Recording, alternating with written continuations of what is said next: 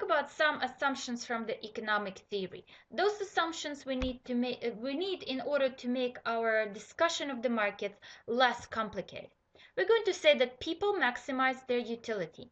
Utility in economics is nothing else but the happiness we receive from certain goods and services. To maximize the utility is not the same as being selfish. It simply tells us that we're going to choose activities that are going to make us the happiest. Of course, this is going to be applied to rational people. So another assumption is that people are rational. As we know, that's not always the case. Not necessarily we choose activities that make us the happiest. Sometimes we may choose something that we're going to regret in the future. Yet we need to forget about that situation in order for us to discuss these markets.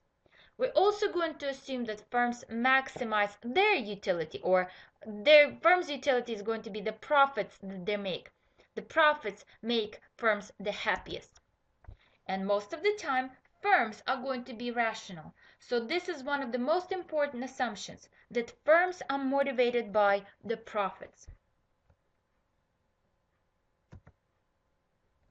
Doesn't mean that firms are greedy. It simply means that firms are also acting in their own best interests. So let's look at the revenues, costs, and the profits that firms are going to make. The profit is the difference between revenue and the cost. The revenue is the quantity that we produce multiplied by the price we charge for that product. So the revenue is simply the amount of money that we make from selling goods and services. So we calculate it as the price of those goods multiplied by the quantity that we sold. For example, if I'm selling cookies and each cookie cost is worth $3, is priced at $3 a piece, and I'm selling 20 of those cookies, it means that my revenue is going to be 20 times 3, which is equal to $60. When it comes to cost, we think that total cost is the cost of all the inputs that we use in the production. And the profit is going to be, in the formula way, profit denoted by the letter pi equal to total revenue minus total cost. So inputs are those things that we use in the production. So when we talk about cost of all inputs, we're talking about cost of things that went into the production. So when I produce cookies, I need flour, I need eggs, I need chocolate chips, I need my labor, I need maybe to hire some workers, right? Maybe I need to rent a building, maybe I need to purchase some equipment. All of those things are my inputs, and the cost of those inputs is going to be my total cost. The outputs is what we produce with given inputs. So in my example, the outputs is the cookies that I produce. When it comes to cost, all the costs we can divide into explicit and implicit costs. Explicit costs are the costs that require an outlay of money. So whenever we have to pay wages for workers, we have to actually open our wallets and take some cash and pay to those workers. You can of course do it through the banking system, but yet you still have to have some money in order to pay your workers. The same for the cost of the ingredients. You can't buy flour with some non-existent money. You have to have some money in order to make that purchase. We also can define such thing as implicit cost. Those costs do not require a cash outlay. For example, it's the opportunity cost of the owner's time. What do we mean by that? Well, if I start my own cookie business, it means I'm no longer going to be able to work for UCO. So I'm no longer going to be making salaries at UCO. So my salary at UCO is going to be my implicit cost of starting my own business.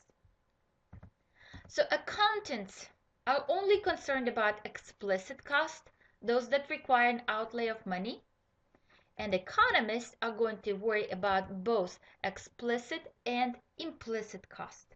So when you add those two costs together, that's what economists consider to be the cost. So when it comes to profit, we can also define the accounting and economic profit.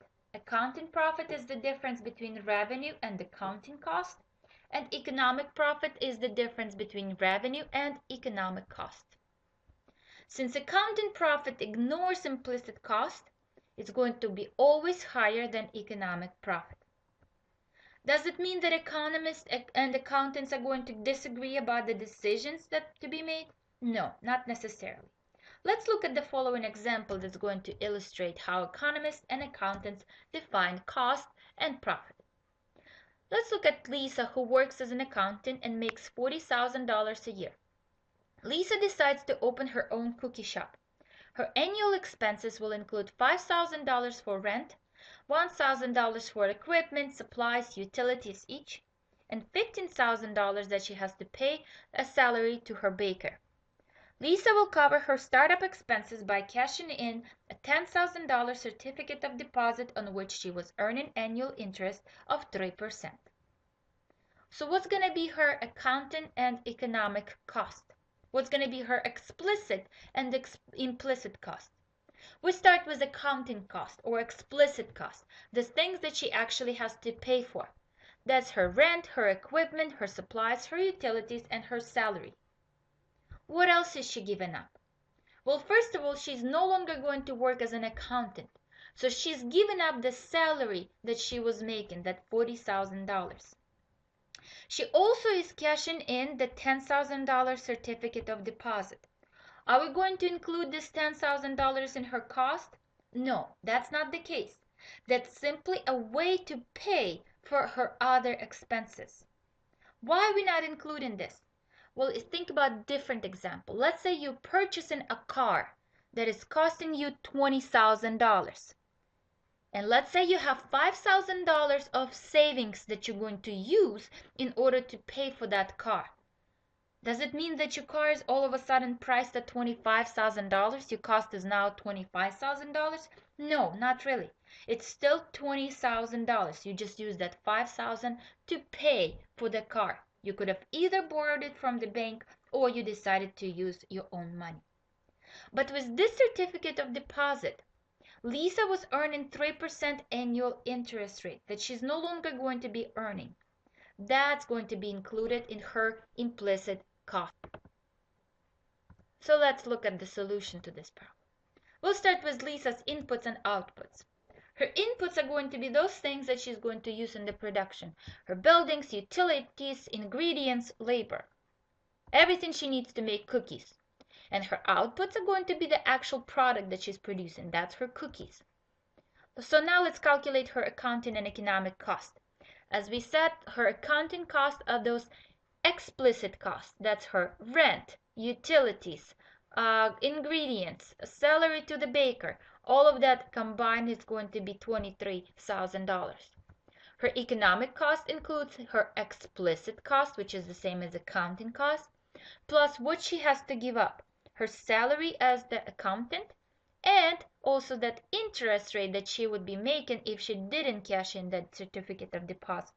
So $10,000 times 3% divided by 100, which is multiplied by 0.03. Altogether, we get $63,300. So now let's answer the following question. Should Lisa open her own shop or stay at her current job if she can sell 20,000 cookies at $3 a piece per year? So what we need to do is first to calculate her revenue. Her revenue is price times quantity.